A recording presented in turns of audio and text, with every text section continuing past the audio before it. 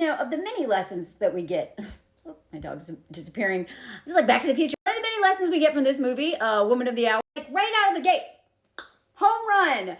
Why women are not friends with men. Now, I could go over this movie. I make a lot of videos on it, and maybe I will. I had nightmares all last night because I watched this right before bed, like a dum-dum. But I just want to cover one aspect of it, and that is the male friendship in the very beginning. I swear to God, I have some male friends, but they are few and far between. And you know why? Well, I'll give you one chance. One guess. They tried to me. Yeah, they tried to fork me. And there's been a whole discourse on Twitter and all these platforms that men of just like, lonely male, blah, blah, blah, blah. Like I'm so annoyed with the lonely male crisis, which is really just a male entitlement crisis. And one of the reasons why men are so lonely is because they make terrible friends. Now, if you're new here, I literally wrote this viral article, Men Have No Friends and Women Bear Their Burden, for Harper's Bazaar 5 years ago. So, this is kind of my wheelhouse. I did a lot of research on this. Before I even wrote it, I used to work, this is so too distracting, he's disappearing. I worked with mostly men. I lived with mostly men. I was a tomboy myself. I led outdoor wilderness trips with all boys, teenage boys, and boy, did I learn a lot about men and their early conditioning under patriarchy. And then I learned the hard way when so many men who I was mostly friends with because of the work that I did was mostly with men, that they just didn't show up for me because so many things that they're not taught. This is not biological, by the way. No bioessentialism in my comments, okay? This is how they are conditioned under patriarchy to just be the little prince, the little king baby who just take. And everything is transactional, especially with women. Now, I'm actually going to do a video soon about some of the stuff that I found during my research, some of the interviews I did that were not in that final draft, just due to word count, that makes me actually want to do another article, maybe I'll pitch it, about why I also don't think men's groups are the answer, or there's conditions. But that video is coming soon. There's too much Love is Blind and all this crap happening right now, but it's coming soon. But one of the reasons of many that men are so lonely is because they do not invest in relationships, in community building, because it is all transactional. And that is why women don't want to be friends with most of these men, because it's transactional. And what do they usually want us to transact with them? No matter what, they will pretend to be our friend for 2, 10, 5, 15 years. And then out of nowhere, wow, I didn't realize, you know what I mean? I can't tell you how many male friends I lost because I was a traveler. I've been friends with them for years, and then maybe I moved somewhere else, whatever, and came back through town and slept on their couch, and whoa, what do you mean? You're rubbing my feet, and now you want to fork me? What?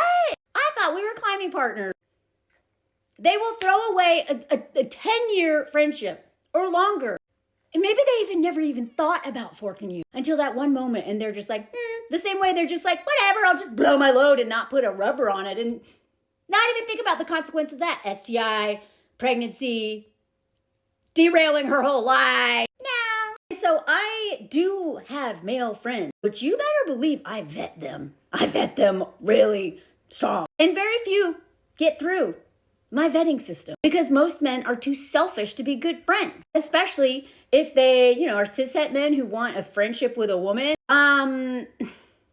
I don't trust you. You have to earn my trust, and it's going to take a while. And even if I don't think you want to fork me now, never, or whatever, every time I try to be friends with men, they always ask for things, but never volunteer anything. They only show up if you explicitly ask them to. And then a lot of times it's literally, so let's go over this scene. Let's go over this scene of, God, why so many women don't want to be friends with y'all. You're terrible friends to each other because all you talk about is your sports and set lists from concerts and your stupid games and your hobbies and climbing gear and all that stuff rather than real conversations. So men who actually want to have that kind of depth have a really hard time finding other men who want that level of depth, which is why a lot of men end up having mostly female friends because they can't relate to other men, especially if they're more sensitive and more, emotionally intelligent. But then they kind of are held a little bit at a distance because we don't know if you're going to one day.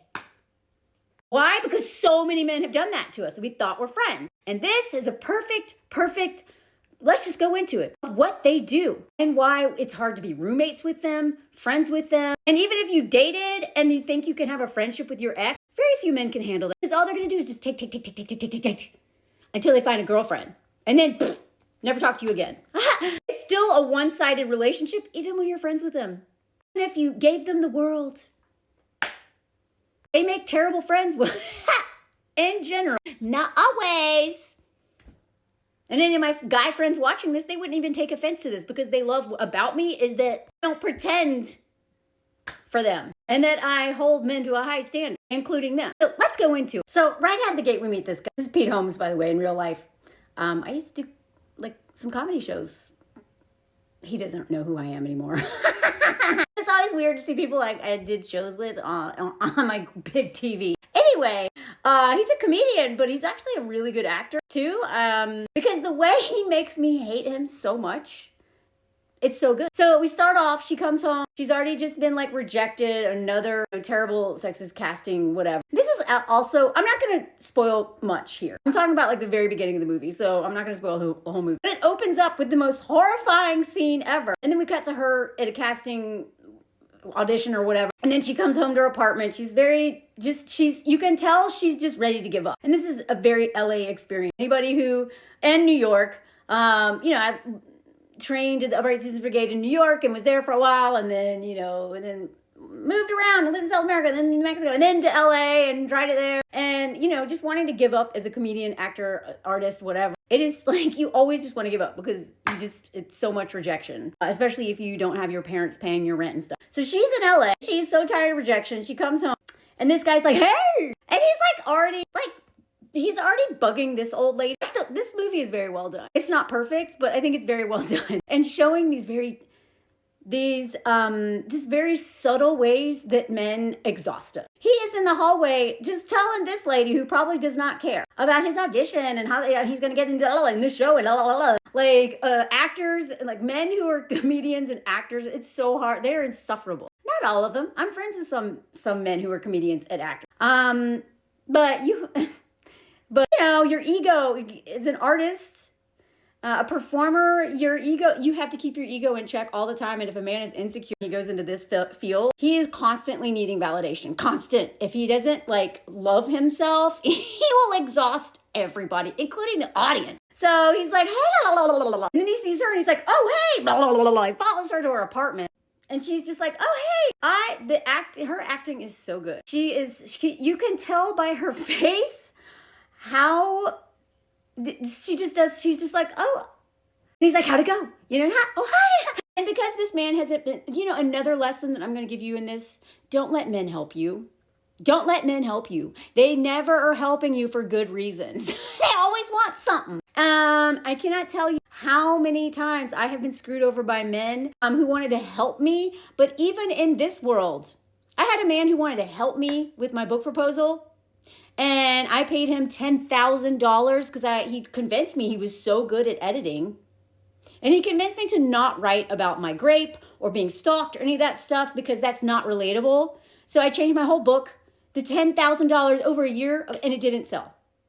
I had a blurb from Elizabeth Gilbert because she loved my writing. I sent some sample chapters, but because the book itself left out all this stuff because a guy convinced me, and I ended up realizing later on the whole time he wanted to fork me, and he was kind of like a nasty old dude. I found out later on he did that to a lot of women. So not only did he take my money, he derailed my career, but he wanted to help me. He saw so much promise in me. And then he actually wanted me to give him a byline in anything I published, as if he wrote any of it. God! Makes me mad even thinking about it. Do not let men help you, especially if you're an artist. It is never out of the kindness of their heart. Don't. Let women help you. But even then, you just have to use discretion. But cishet men, if you are a woman who dates men, don't let these men help you. It is almost never pure intention unless they have proven a track record over a long period of time that they actually care about your friendship and your relationship. You will either give way more than you get back, and or they are using you to get in your pants. So she's, giving him an update on this audition that didn't go well. What? No, you're kidding. All this gassing her up. It's all to get in her pants. And then, of course, doing the classic apologetic woman thing. I know. I made you run all those lines with me. So here she is apologizing for making him help her. And he's just, the kindness of my, no. He ran lines with her because he's always had one goal. No, acting is never a waste of time. I was acting, you were actors.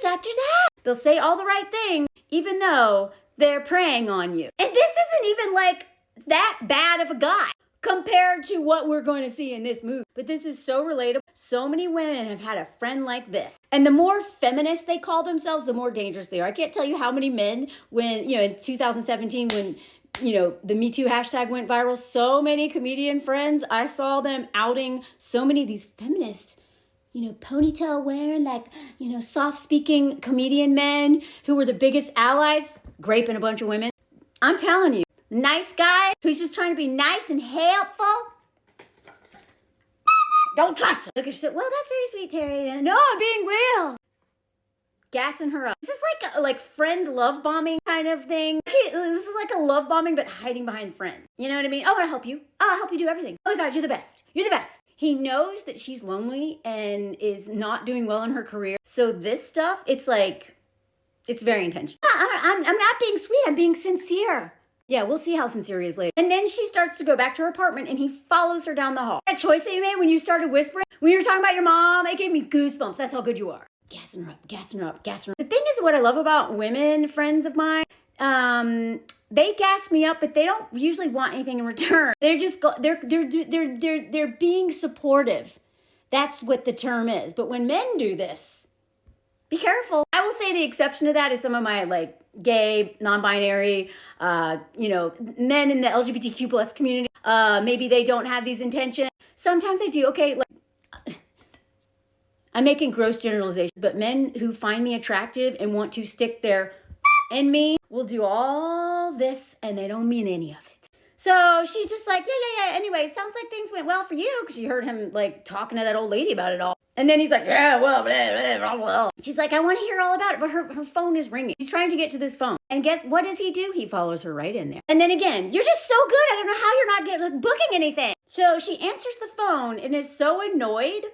This moment here is so perfect. He just walks right in. The dude can't take a hint. Well, actually he can. He knows exactly that she doesn't like. He knows, but he's acting like he's just doesn't notice that she's annoyed. So this is her agent on the phone, and this is kind of a private conversation. This is her agent. Her whole career hinges on her relationship with this person. And what does he do? He just takes a seat and she's like, Terry, I just need 1 second. And look at him.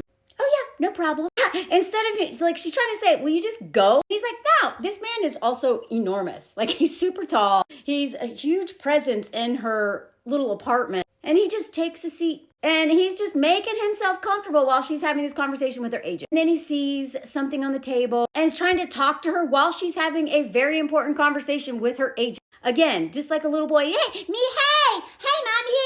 mommy, any mother who's been on the phone and their 2-year-old is now all of a sudden, my dog does that all the time. Not with y'all. He just chills. But every time I try to talk to Anthony, he comes over, hey, Batman. But he has a good excuse. He's a sweet little baby. And she's just trying to, she's doing a lot of emotional labor here, trying to make this man not feel bad about the fact that he's being rude and annoying. You just can't stand this guy. So he continues to just look around her apartment. This would make me so uncomfortable. And look at her side-eyeing him, watching him as she's trying to have this important conversation. Look. This was so well done. This scene is so well done. And, Anna Kendrick is the one who directed this. Great job with these shots. So then, he's still watching her. She turns her back and is like, hey, trying to have some privacy in her own home. And she's like, I know, I'm working. She's basically telling her that she's thinking of quit. Working so hard. I'm not getting booked on anything. I'm not really sure what I'm even doing in LA because it's such an expensive place to live. Especially now. I'm sure it was back then too. Here she keeps having to track this dude. And then she's whispering, I can barely afford rent. And then she finds out that her agent has got her booked on some dating show because literally nothing else is happening. Look, still watching this dude. So he is a part of this whole conversation even though she doesn't want him to. Now he's like, what? Listening to the whole thing. And then we cut to them watching this show, what she's been booked on, a dating show. Now here he's again trying to play the supportive friend. And she's kind of horrified at the idea of going on a dating show when she came here to be an actress. And then she's like, I need a drink. And he's like, so she's at this bar feeling so defeated and just, opening her heart, being like, I didn't think I was going to be a famous actress. But most actors, they don't necessarily want to be famous necessarily. They want to be successful. But as an actor, to be successful means you have to get booked a lot. You have to get work. You have to have some level of recognition, even if you don't ever want to be famous. I thought I was disciplined. And I've been, yeah, you're locked in your partner running your line. Here he is trying to be so supportive. I can hear you most of the time. Now this line was very intentional. I can hear you. We're so close. Might as well be living together. I can hear everything you do. So then he says this, I have notes. What he said, oh, here we go. What do you, like, I know that that's a joke. But he's also just basically saying, like, I can hear everything you say so well that I can actually give you feedback about the way you're running your lines. Like, this dude has like a glass against the wall. Like, I don't know. This is just so creepy. Look at her. She's so good at showing what it's like to do this emotional labor where you're trying to like take care of the ego of a man while actually still having a conversation. Then she talks about how she hasn't been on a date in 2 years, which is, I've talked about this in my last video. When I was in LA and New York, I didn't date for the most part, especially in New York, because I went there to do comedy and work in the film industry. I didn't have time to date and I did not want a distraction. I was in New York for like 7 years. And I think I went on a date like right before I was going to move. Only because I knew I was leaving, because I did not want these men to hijack my career. And because I didn't want the distraction, right? So this is what a lot of women end up having to do if they don't want their, these men to just ruin their shot at their passion and pursuing. I mean, to move to New York or LA, to try to do comedy, to do theater, to do dance, to do acting, whatever it is a huge sacrifice. Most people can't even afford to do it. The only reason I was able to do it is because I worked as a backpacking guy, and they had a New York City version of that. So we were backpacking on top of buildings, on the rooftops. Like, that's literally how I didn't have rent. I slept in a cubicle made of sheets.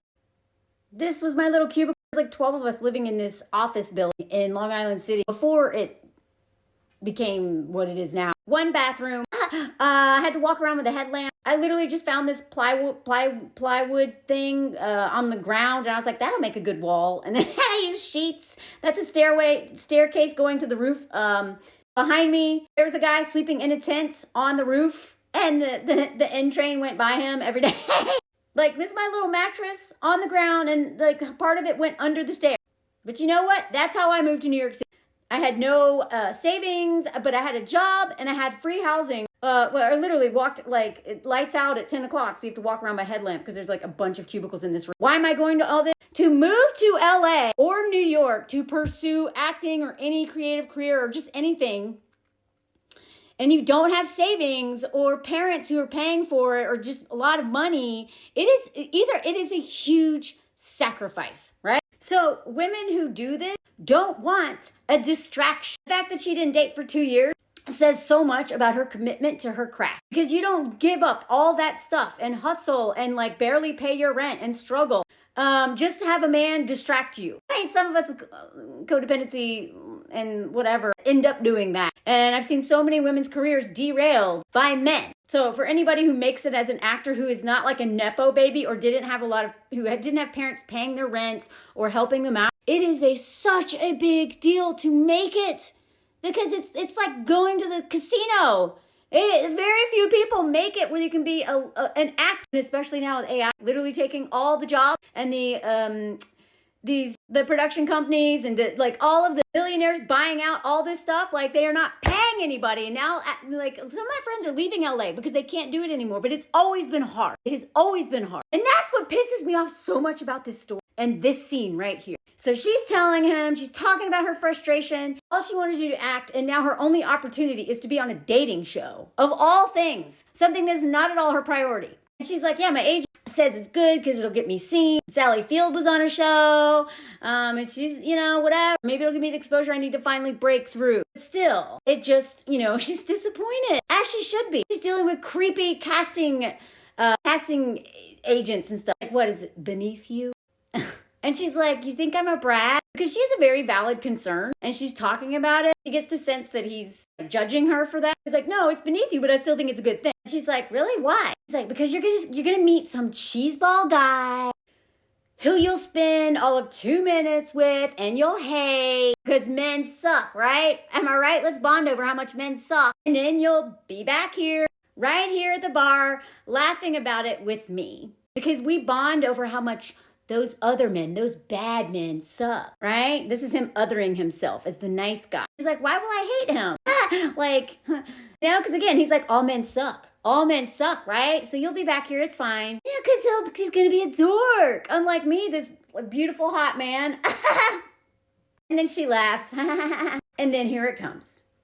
And you'd rather be hanging out with me. Look at him telling her how she feels. Don't you just love it when men do this? Yeah, I know, I'm sick of it too, Mose. Because you like me. You don't know you like me yet, but you like me. And you're going to want to come back and hang out with me because you don't know it yet, but I'm smarter than you, and I know you more than you know yourself. So whether you realize it or not, you like me. You just didn't know it. You like me. The audacity of men trying to tell us how we feel as if they understand us or women at all is always so funny to me. And then she's like, yeah, obviously. And here she goes right here, gently telling him no. I mean, you're basically my only friend out here. And that's so telling for two reasons. It's saying like, she's trying to let him down kind of because she was like, yeah, because we're just friends. You're like my best friend. And then basically it's telling us, the audience, that she works so much and, is lonely. She moved there to do this and her only friend is this guy, which now we realize, she is in a very vulnerable situation. Her only friend is a guy who clearly wants to fork her and who is also living in her building, who's also helping her run her line and who also doesn't respect her at all and is in fact preying on her right now. So he doesn't like this. And he's like, oh, that's good. I'm just your friend. All that stuff I did for you and you won't fork me. That's what he's thinking. God, I mean, I'm her friend. I'm her best friend. He should be honored to hear that. Oh, wow. See, a man who didn't have other intentions, who wasn't a selfish prick entitled under patriarchy to have access to any woman he wants for doing literally nothing or anything. And, this transactional relationship would be like, oh, I'm her best friend. Wow. Not him. Oh, I'm your closest friend here or only, just a friend, huh? You're not going to fork me? That's good. Drinks. Like, this is so subtle and it's so loud. And she's like, uh-oh. The way that she shows us throughout this movie how much she has to read men, how much we have to scan all the time. Up. He wants to grape me. I mean, that's what she's doing. Oh, no. And even if it's not about that, gotta calm the king baby. Gotta pacify the baby. He's gonna out. No. It's okay. So then he's like, all right, so shall we have another? No, I should probably go. Now she's like, backpedaling, because she's like, okay, this guy, clearly, I guess, wanted to fork me all along, and I just told him that he's my friend, and now he's being weird. I kind of just want to go home, because I don't want to sleep with him. And look at his face. After all I've done for you, the hurt in his eyes. She's like, yeah, I've got my big break coming up, so, I gotta get back. And he's like, devastated. How many of y'all have forked a man because he made that face? These men know what they're doing. They are literally being like, oh, women have been conditioned to mother men. So I'll just play the hurt baby boy. And then we're like, oh, no, it's okay. I have screwed so many men because of this stupid face. How many have you screwed? I can't tell you how many men I did not want to sleep with, but this was how I pacified the baby. Oh no, I don't want him to feel bad about himself. Centering their hard feeling, their hurt feelings over my own safety, my own self-respect, self-abandoning to take care of them. The thing is that I didn't even realize till far too late is they're doing this on purpose. Their feelings aren't even hurt that much. They're used to rejection. This is intentional. They are so smart. They're dumb as rocks sometimes, but they have the predator instinct to get what they want. They've been conditioned under patriarchy too, honey. They know what they're doing. Men are not dumb. Even when they're dumb, their instincts are not dumb. Look at her, she's been scanning. And she made some self-deprecating comment, as women do. He's feeling hurt. Let me, humble myself and look bad so that you feel good. You can never look like garbage. Always look beautiful. She's like, that's sweet. And then he does this. He touches her hair, her ear. This is so subtle and it's so cute. She just rejected you, bro. And now you are forcing without her consent, just touches her. And she's like, oh my God, sorry. Sorry, we always say sorry. When men do things to us, we apologize. Nervously laughs. She's so like not expecting this. I know that he's been like hitting on her and stuff, but I think she kind of thought that she was like, hey, you're my friend, la, la, la. You know, and then he just touches her. It is so shocking to her that he felt the audacity. He had the audacity to just touch her ear in like the most, you know, like the only people who do this is a man you're dating. No friend does this. I would never do this to any of my girlfriends. I don't do this to anybody unless I'm dating them. Only like a parent, like maybe a mother would do that. Like this is such an intimate thing. And it's so big. And it's going to come in later on in the movie, but I'm not going to spoil that. So again, you know, he's like, she jumps away, jumps back. Her body is saying so much. He doesn't care. And then now she has to do damage control. Oh, sorry, that just took me by surprise. That just tickled. And he's like, she's apologizing and comforting him, even though he's the one who violated her boundary. He's tickled, huh? This face right here, it is so intentional, y'all. Don't believe that they even feel this way. Even if this is genuine, like he's really hurt, this man is so selfish and self-centered and not thoughtful and not emotionally intelligent enough to read all of her cues. But I would argue he knows exactly what she's doing and he just doesn't like that she's saying no. Then again, she's like, I'm sorry, I think I'm just a little jumpy. I had a weird, you know, I had a pretty weird day. La, la, la, la, la. Chuckles awkwardly. He's like, yeah, no, then turns and squares up to the bar, basically being like, screw you, now I'm gonna close down because you rejected me. I get it.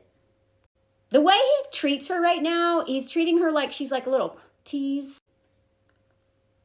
She was never flirting with this man. She was always accommodating his too muchness, his, you know, God, he's just constantly violent. You got to pay attention to men who violate little boundaries, like coming into your apartment when you're trying to tell them that you got a phone call, like just walking around your apartment while you're on the phone.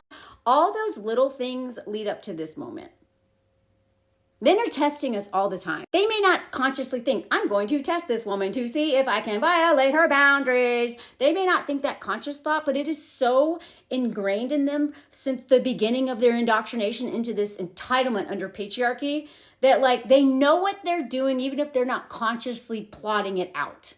They know what they're doing. So now she feels bad that he's rejecting her as a friend because she rejected his sexual advances. And she's like, oh God, okay. He's just sitting here and he's just letting her sit in that discomfort. He's basically having a little hissy fit right now, a little tantrum, doing the like quiet treatment and letting her sit with this awkwardness. And it works. So now she's all uncomfortable. So then he does this. So do you want to leave? Looks at her like this. No, we should have another one. She doesn't want to have another drink. She wants to go home. The only reason why she's now staying to have another drink is he's her only friend. So in this moment, she decides, do I be like utterly alone with all this rejection or do I do what I have to keep the only connection I have to another human being in this god-awful city? So she gives in and this is what we see next. How many of y'all have woken up in the nasty, messy apartment of a man that you didn't want to sleep with and you only slept with because he had a little temper tantrum and made you feel guilty for not giving him something that's not his, that you don't owe him? And he punishes you by weaponizing your empathy, weaponizing your social conditioning under patriarchy to mother him and make him feel better. So then you end up here. And this scene is so relatable. She hates herself right now. She hates herself for abandoning herself. And how many of us have done this? She like looks over at him like, God, she's so ashamed. Yeah, seriously, I'm not the only one who's done this. How many of you, this is something that's so relatable. I would argue most, women who sleep with men, know this feeling right here. This may be a universal experience. So I'm just talking about my lived experience as a cishet woman who has to deal with men like this. How many of us have been like, oh my God, so disappointed in ourselves, blamed ourselves, ashamed of ourselves, because of our self-abandonment and lack of self-respect. And why did we do this? He knew exactly what he was doing. I'm not saying that she has no accountability. I'm just saying the more we realize how intentional this is, the more we see that men will use friendship and all of these things to get what they want from us, the less we will hate ourselves for falling into this bear trap. Because this is one of the worst feelings in the world. She thought she had a friend, and now she's utterly alone. Because now I guess she's has a friends with benefit situation with the only person she could count on. And in this moment, she realized she never could count on him because he always had an end game, and this was it. Transactional, y'all. Anyway, let me know if you want a video on the rest of that movie. I have a lot to say, but that scene right there, that one upset me so much because it's so relatable. Anyway, let me know what you think. Please follow me on Patreon. I have really exciting lives coming up that I'm going to announce very soon, as soon as I have the date locked in. Travel content, personal stories, just a way to support my work so I can keep doing this. And, be an artist who does stuff. So thank you for watching, and let me know if you heard the comment song. Welcome to the comment song. Premiere edition. That's this little town that had this stuff, selling stuff. Lots of local stuff. Like what? Oh, hey, some chocolate purses, chocolate high heels, chocolate. I think I've already told you about this, but I'm telling you again because what the fuck? This is the comment song. There's a whole video about all this on my Patreon. And it tells you a little bit more. This is a random song. Oh my God, I'm done with this picture. Look at that meat. You find everything here. From brains to balls. Yeah, they eat a lot of meat. Meat, and cheese. And then I saw this. That's a cat sidekick. What? Yeah, a cat sidekick. The comment song. Cat sidekick. Erica, you take your cat there. Hello. Anyway, Mouse. Why am I singing this dumb song? If you're new here, it's the comment song. Random fun. We travel stuff. For you to tap a comment. Your time is running out. Hit pause and tell me something cool like, did you hear the comment song? Did you hear the comment song? Let me know. Bye.